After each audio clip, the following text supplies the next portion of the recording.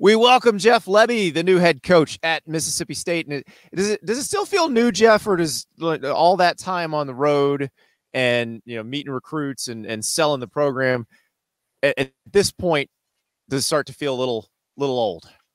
No, I mean we're pretty settled in. I think we've gotten a lot accomplished here in the last couple of months, and so we're settled in. And the community's been incredible and helped welcome me, my family, our entire staff to Starkville. And so that part of it's been great. So you did experience this as an offensive coordinator at Oklahoma a couple of years ago, coming in during the transfer portal era, trying to get your roster in shape. How much did you learn watching Brent Venables go through that and helping Brent Venables go through that you took and brought to Starkville with you? Yeah, I think it was just the understanding of, being patient and making sure that we're doing the right thing for our locker room, making decisions based on people. Obviously guys got to be good enough, but at the same time, we want to put good people in that locker room. And so that's something that Coach V, honestly, he talked about from day one. And, I think it paid off for us. Year one obviously was the way it was, but then year two, you look at it after setting the foundation and bet on people and put the right pieces in place in that locker room. Protect your locker room with who you're picking, who you're taking, who you're recruiting, and making sure they're about the right things. And so not panicking, being patient, and taking the right people is what I learned. And that's something that we've tried to do. So how do you do that when that portal process moves? So if I've asked like Mike Norvell and guys who've done a good job of maintaining their chemistry with the portal, how do you do that in terms of getting to know guys? Is it, prior relationships like you and Dylan Gabriel when he came to Oklahoma, or is it just trying to do research as quickly as possible? Yeah, I think there's a little bit of a balance. I think calling people inside the profession that maybe that you have a connection with, that you trust their opinion on certain guys. I think asking the hard questions while you're in this process, because it's tempo dating. You got to figure out a lot about guys in a hurry, and you got to make sure you are protecting the pick and taking the right people. So for us, ask the hard questions. And usually when guys are asking you questions, you can figure out what they're all about, what their mentality is, kind of what they're thinking, what they're trying to get out of things. And you want to make sure, again, you're taking the guys that are about the right stuff. So now this probably applies to transfers or recruits out of high school, but what's a question you do want to hear and what's a question you don't want to hear from those guys? Yeah, I think the obvious ones are, Coach, talk to me about opportunity. Talk to me about for the transfer guys, guys that are serious about being great football players and taking care of their business as you're trying to fix the roster. Man, those guys are about opportunity. So you want guys to ask that question. Tell me what the depth chart looks like. What's the opportunity? You can't promise anything at any point in time, but you want guys that are serious about getting on the field and having production. So that part of it is important. Obviously, the guys that lead with the NIL piece and are trying to dig in on that part of it are not our kind of guys. And that's the reality of it. I understand that that's a huge part of where we're at from a college football scene. But, man, for us, we want guys that, again, are about the right thing. They want to get developed on the field in a great way to be able to go chase it at the highest level. But, man, they want to get developed outside the white lines too and have an incredible college experience and get a great degree and do things that are going to change their life forever. So, we're going to stick to our guns on that stuff, and I think it's going to work out the right way. So one thing I'm fascinated by with the offense you run is I remember when you guys were at Baylor and you guys, it was like witchcraft and nobody else was running it and nobody really understood how to defend it. Did you ever think there'd be a point where it was kind of taking over college football? Because it feels like it is everywhere now. Yeah, I think as we were in the middle of it, having the amount of success that we had, obviously on the offensive side of the ball, winning championships, doing those things while we were there, you knew that it was going to take hold and it was going to spread. As you look at it right now, it has. And I think as different people have gotten certain places and gotten different jobs, and you've seen it more and more, you've seen the system grow too. And again, from all the places that I've been, the guys that I've been with and been able to learn from and take something from each stop along the way, and now being able to be here at State and make it our own, that's something I'm incredibly excited about. Well, as somebody who helped basically design it, what's it like watching some of these other guys as it spreads they add their own little flavor, and you say, "Oh, I never thought about that." Yeah, well, I mean, we're always trying to learn. For me, it's always about best idea wins. And at the end of the day, we want to put the best possible product on the field every single Saturday. Something that's going to give our fans a lot of pride and have a ton of respect around college football and obviously here in the SEC. So we're always trying to get better. I love watching other units. I love watching other offenses. But at the end of the day, man, it's still about asking your guys to do what they can do. Personnel placement, putting them in positions of success. That's where it's going to start and stop for us, and having an incredibly aggressive mindset as we go take the field. So that's something we try to do in the off season, and then stay true to that throughout the season. When you're recruiting linemen and backs, how often do you have to kind of point to what the rushing numbers really are in this offense? Because it seems to me when it's at its best, you guys are running for 200, 300 yards a game, but you also will throw over the top at that point. Yeah, we when you look at it, I think our best units have been units that have had incredible balance. We want to run first. That's who we've always been. I think that gets lost in some of the production and the high-powered offense and scoring all the points and all the explosive plays.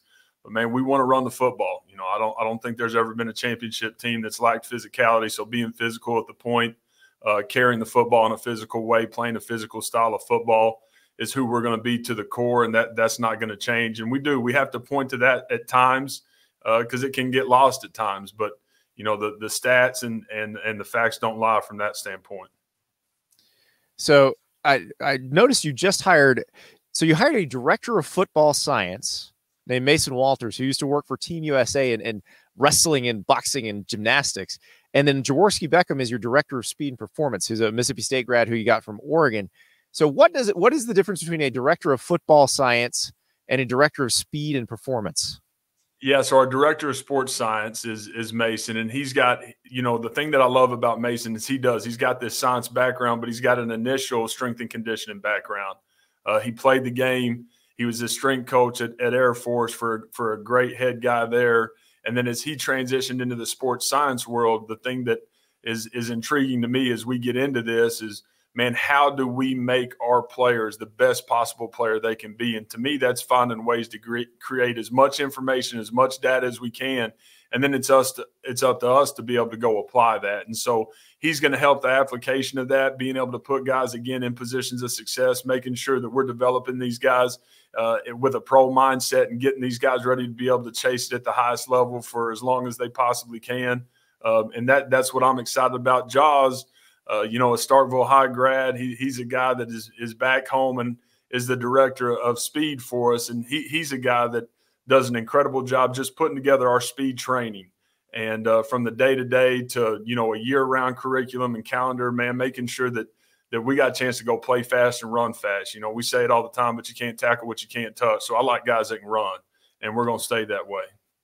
Well, and it's interesting as all of this stuff has developed, it feels like it's gone from the guy who's just trying to get you as big as possible and as strong as possible to as fast as possible and also position specific functional strength. And I'm curious, did you, as your coaching career progressed, did you have to kind of change your mind about some things, or were you always kind of open-minded about how they handle workload, or they have an idea that, okay, we've got these guys that they're running this much, so we got to dial them back on these days? How much communication is there, two ways on that?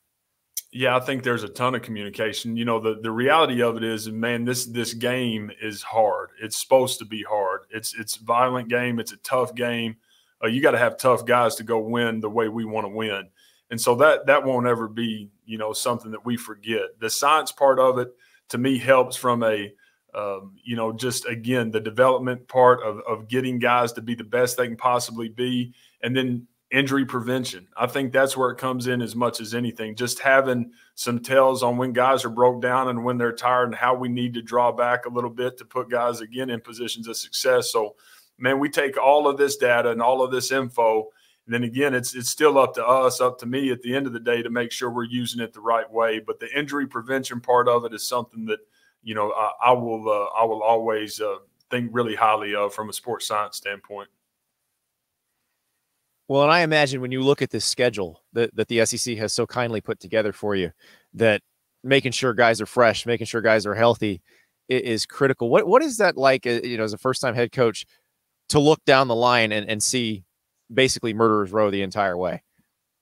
Yeah, I think for me, man, I couldn't be more excited about it. I mean, having the ability to sit in this chair and get to go chase it and do what we get to do every single day at the very highest level in the greatest conference of the world, I'm not real sure what else you could ask for.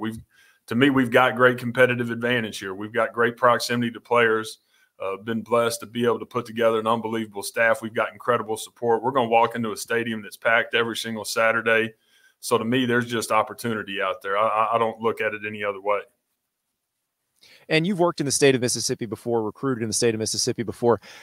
I don't know that people outside that particular region understand the level of talent there. And I always go back to when Dan Mullen coached there, and they had Chris Jones, and they were kind of keeping him under wraps. Didn't want people to come find him because he was kind of the hidden gem, and he blew up after the All-Star games. But how many guys are there just running around that state that you think, okay, this could be the next great player at Mississippi State?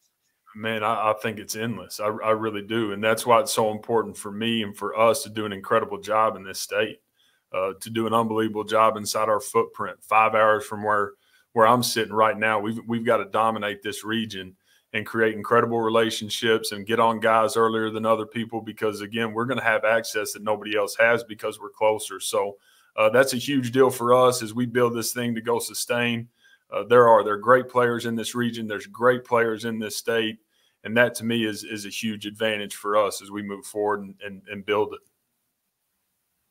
Now, as I mentioned, you did work in the state before on the other side of the Egg Bowl rivalry, and that provided Lane Kiffin with lots of pictures of you in Ole Miss gear that he's already started to troll you with. Is that like your official indoctrination as a SEC head coach when Lane trolls you online for the first time? I think that there's plenty to be said about it that I probably won't say much, but no, I don't think it'll stop. We'll probably look up and there'll be something else out there at some point in time. But again, incredibly appreciative for my time there, working for Lane and doing the things we were able to do there. But man, could not be more excited about where this thing's going. And obviously that's going to be a fun one Thanksgiving weekend. How long were you in Starkville before you got your own cowbell? Did they present you with your own cowbell upon arrival? Do you have to order one special? Do you make it custom? As soon as I got off the plane, I got handed a cowbell and started ringing it. So it felt natural, and it's been ringing since. Looking forward to it ringing on that first Saturday in September. Yeah, and it's great. And I know that. Listen, I know they ring responsibly at Davis Wade Stadium. But I imagine it'll be nicer as the home team when you're trying to call plays and they're not ringing as much between plays. No, I feel really good about that. Hopefully they're ringing it a bunch as we're scoring and getting stops. That's dang sure the plan. Well, Jeff, I appreciate it. Thank you so much. All right. Appreciate it. Have a good one. Thank you so much for watching. Just a reminder, subscribe to this channel right here so you never miss an episode of Andy Staples on 3. And oh, by the way, watch all the other great videos on the On3 Sports YouTube channel.